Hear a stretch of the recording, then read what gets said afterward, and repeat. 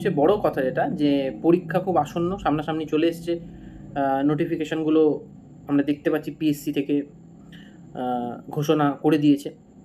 তো আজকে আমি খুব বেশি একটা কথা বলব না। মানে আমাদের কম্পিটিটিভ এক্সাম সম্পর্কে কথা পরে হবে সেই কথাগুলো। যে কথাগুলো বলার সেটা হচ্ছে আজকে আমরা যে বিষয়টা নিয়ে স্টাডি করব সেটা হচ্ছে ভারতীয় সংবিধান। ভারতীয় সংবিধানের একটা খুব ভাইটাল পার্ট। অনেকগুলো পার্ট আছে, সংবিধানের অনেকগুলো পার্ট আছে। সিভিল সার্ভিসে বিশেষ করে প্রয়োজন হয় যেগুলো, এবং পিএসসি বা পিএসসি মিসলেনিয়াস বা এসএসসি, সিজিএল, ইন্ডিয়ান রেলওয়েজ পরীক্ষাগুলোতে এসে থাকে। তার মধ্যে থেকে আজকে আমরা যেটা স্টার্ট করব সেটা হচ্ছে ভারতবর্ষের সংবিধানের একটা খুব গুরুত্বপূর্ণ অধ্যায়। তো সেই অধ্যায়টি হচ্ছে ভারতবর্ষের প্রধানমন্ত্রী। দেখো, প্রধানমন্ত্রী, রাষ্ট্রপতি এগুলো সম্পর্কে, অনারেবল এদের সম্পর্কে কিছু তথ্য যেগুলো পরীক্ষাতে আসেই, যে পদমর্যাদা কী, কার্যকাল কত, বয়স সীমা কত, হ্যাঁ? তো সেগুলো নিয়েই আমার আজকে ভিডিও। তো আমি আজকে তোমাদেরকে প্রধানমন্ত্রীর যে এলিজিবল ক্রাইটেরিয়া যেগুলো রয়েছে সেগুলো, এবং বাদবাকি তোমাদের যে প্রধানমন্ত্রী সম্পর্কিত যে তথ্যগুলো রয়েছে সেগুলো আমি আলোকপাত করব। খুব সংক্ষেপে আলোকপাত করব, এবং আবারও বলে দিচ্ছি যে জিনিসগুলো আমি আলোকপাত করতে চলেছি সেগুলো কিন্তু তোমরা লিখে রাখবে, এবং পরীক্ষাতে কিন্তু 100টার মধ্যে তোমরা কোশ্চেনের মধ্যে পেয়ে যাবে। তাহলে চলো শুরু করা যাক ভারতবর্ষের প্রধানমন্ত্রী সম্পর্কে। দেখো, প্রধানমন্ত্রী হতে গেলে, অর্থাৎ এই যে বিষয়সমূহ আছে, যোগ্যতা, প্রথমে জানতে হবে প্রধানমন্ত্রীর যোগ্যতাটা কী। এটা আর্টিকেল 84-এ উল্লিখিত করা আছে, এবং প্রধানমন্ত্রী হতে গেলে সংসদের অবশ্যই সদস্য হওয়া চাই। তবে সংসদের সদস্য না থেকেও 6 মাস প্রধানমন্ত্রী পদে থাকা যায়। ভারতের নাগরিক হতে হবে, এলিজিবিলিটি ক্রাইটেরিয়া যেটা, অবশ্যই ইন্ডিয়ান সিটিজেনশিপ হতে হবে। লোকসভার সদস্য হলে 25 বছর, ও রাজ্যসভার সদস্য হলে 30 বছর। এর বেশি বয়স হতে হবে, এর বেশি কিন্তু বয়স হতে হবে। কোনো লাভজনক, অর্থাৎ কোনো প্রফিট অফ অফিসে চাকরি করা, মানে কোনো সরকারি পদে চাকরি করা চলবে না। নিয়োগ পদ্ধতি, প্রধানমন্ত্রী নিয়োগ পদ্ধতি হচ্ছে 75 নম্বর আর্টিকেলে রয়েছে, রাষ্ট্রপতি লোকসভার সংখ্যাগরিষ্ঠ যে দল বা মোর্চার নেতা বা নেত্রীকে প্রধানমন্ত্রী পদে নিয়োগ করেন। অর্থাৎ ওথ অ্যান্ড অ্যাফার্মেশন কিন্তু, অর্থাৎ শপথ বাক্য পাঠ করান কিন্তু ভারতবর্ষের রাষ্ট্রপতি আমাদের প্রধানমন্ত্রীকে ওথ অ্যান্ড অ্যাফার্মেশনটা, মানে শপথ বাক্য পাঠটা করান। প্রধানমন্ত্রীর কার্যকাল, কোনো কার্যকালের নির্দিষ্ট সময়কাল নেই, যেহেতু প্রজাতান্ত্রিক গণতান্ত্রিক ভারতবর্ষ, সেহেতু ইস চেঞ্জেবল, এটা হতে পারে। আচ্ছা, পদ শূন্যতার কারণের ক্ষেত্রে যদি পদ শূন্য হয়ে যায়, সে পদ শূন্যতার কারণের ক্ষেত্রে মৃত্যু বা পদত্যাগ, অর্থাৎ ইমপিচমেন্ট পদ্ধতিতে পদত্যাগ করা যেতে পারে। আর লোকসভা থেকে যদি অনাস্থা প্রস্তাব আসে। তো এটা হচ্ছে প্রধানমন্ত্রীর ওথ অ্যান্ড অ্যাফার্মেশন, বয়সকাল, সেগুলো সম্পর্কে তোমাদের ধারণা দিলাম। এরপরে যেটা চলে আসে প্রধানমন্ত্রীর কার্যাবলীগুলো হচ্ছে, প্রধানমন্ত্রী হচ্ছে মন্ত্রিপরিষদের সদস্যদের নাম মনোনীত করতে পারেন প্রধানমন্ত্রী। মন্ত্রীদের বিভিন্ন মন্ত্রকে নিয়োগ করেন প্রধানমন্ত্রী। রাষ্ট্রপতি একমাত্র উপদেষ্টা ও ক্যাবিনেট এবং কমিটির চেয়ারপারসন প্রধানমন্ত্রী। প্রধানমন্ত্রীর বিভিন্ন মন্ত্রকের নীতির মুখ্য সমন্বয়কারী। 2 মন্ত্রকের মধ্যে দ্বন্দ্বের ক্ষেত্রে প্রধানমন্ত্রী মীমাংসা হিসাবে কাজ করেন। প্রধানমন্ত্রী হলেন দেশের নেতা। সরকারের সমস্ত নীতির মুখপাত্র হলেন প্রধানমন্ত্রী। নীতি আয়োগের কিন্তু চেয়ারপারসন প্রধানমন্ত্রী। আচ্ছা, এটা গেল হচ্ছে প্রধানমন্ত্রীর কার্যাবলী। এবারে আমরা চলে যাবো প্রধানমন্ত্রী যে সম্পর্কে আমরা যতটুকু পড়লাম, যতটুকু জানলাম, সেই জানাটার উপরে তোমাদের যে বিষয়টা থাকবে, মানে প্রধানমন্ত্রী হতে গেলে কী কী পদমর্যাদা থাকবে, তার বয়স সীমা থাকছে, তার এলিজিবিলিটি ক্রাইটেরিয়া কী কী, এগুলো আমি তোমাদেরকে বললাম।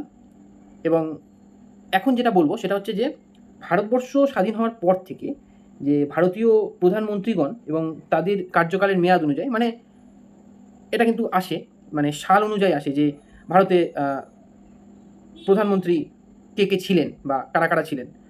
তো প্রথমেই আমরা বলতে পারি যে ভারতবর্ষের স্বাধীন ভারতের প্রথম প্রধানমন্ত্রী কিন্তু হয় জওহরলাল নেহেরু। ওনার পিরিয়ডটা ছিল হচ্ছে, কার্যকাল সময় ছিল হচ্ছে 15/8 থেকে 1947 থেকে 27/5/2000, এই 27/5/1964 সাল।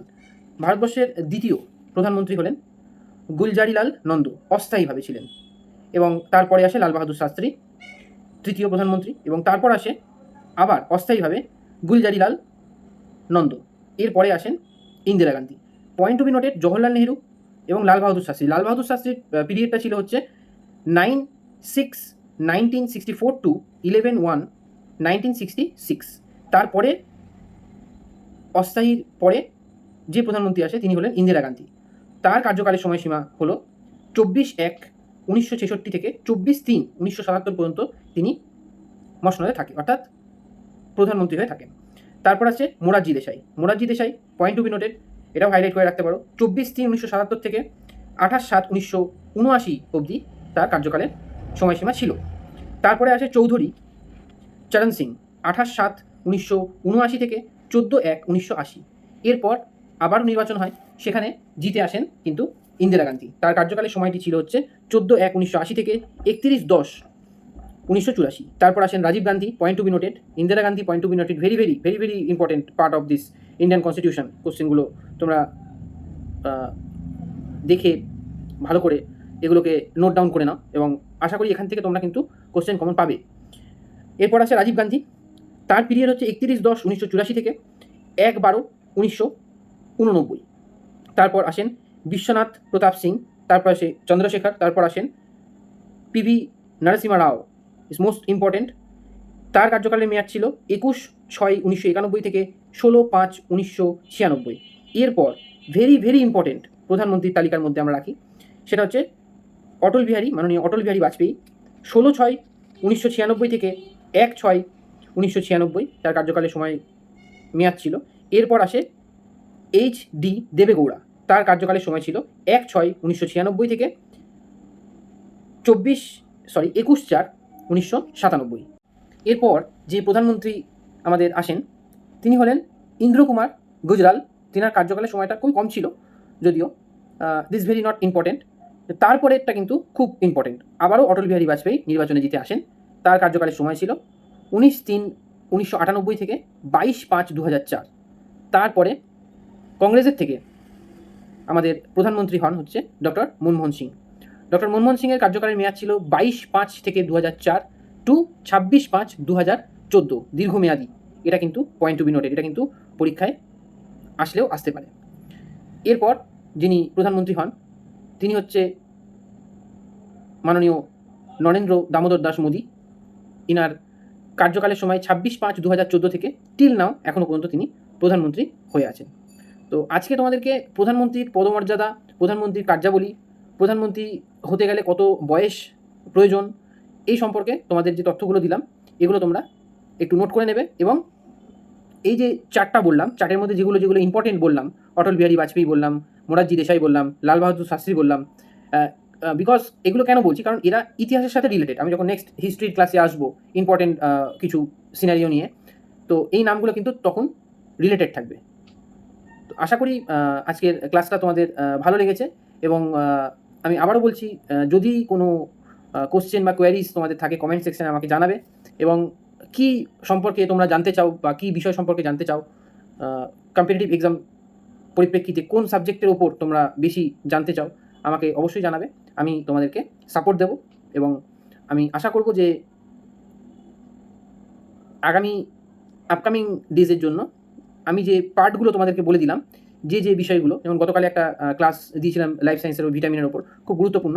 তো আজকে যেটা দিলাম সেটা প্রধানমন্ত্রী খুব গুরুত্বপূর্ণ একটা পার্ট, রাষ্ট্রপতি একটা গুরুত্বপূর্ণ পার্ট, সব কিছু নিয়েই হয়। তো আজকে প্রধানমন্ত্রী বিষয় সম্পর্কে তোমাদের জানানো রইল। আশা করি ভিডিওটা তোমাদের ভালো লাগবে এবং কিছু জানার থাকলে আমাকে অবশ্যই কমেন্ট সেকশানে জানাবে। এবং ভিডিওটি যদি ভালো লেগে থাকে অবশ্যই লাইক করো, শেয়ার করো, সাবস্ক্রাইব করো। আর গো অ্যাহেড, একদম ভয়ের কিছু নেই। আমি যে পয়েন্টগুলো যেগুলো বলে দিচ্ছি এর মধ্যে থেকেই কিন্তু তোমরা কোশ্চেন পেয়ে যাবে আশা করি। ধন্যবাদ, শুভরাত্রি।